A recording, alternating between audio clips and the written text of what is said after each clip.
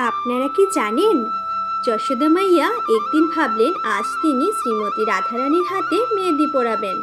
তিনি রাধারানীকে কাছে ডেকে খুব আদর করে বসালেন। মাতৃস্নেহে ভরা হৃদয় দিয়ে যশোদা মাইয়া রাধারানীর কোমল হাতে সুন্দর মেহেদি লাগাতে শুরু করলেন। সখীরাও পাশে বসে হাসি আনন্দে মেতে উঠলেন।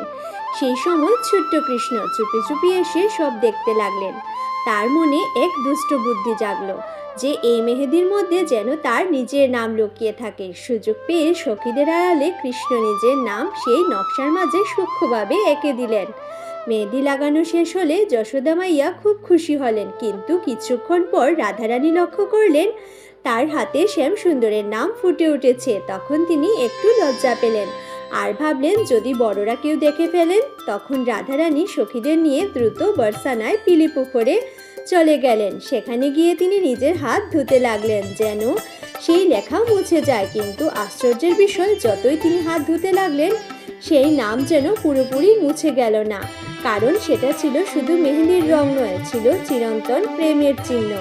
এই লীলার মাধ্যমে বোঝা যায় রাধা কৃষ্ণের প্রেম বাহ্যিক প্রেম না, আর পিলি পুকুর আজও সেই দিব্য প্রেম লীলার স্মৃতি বহন করে।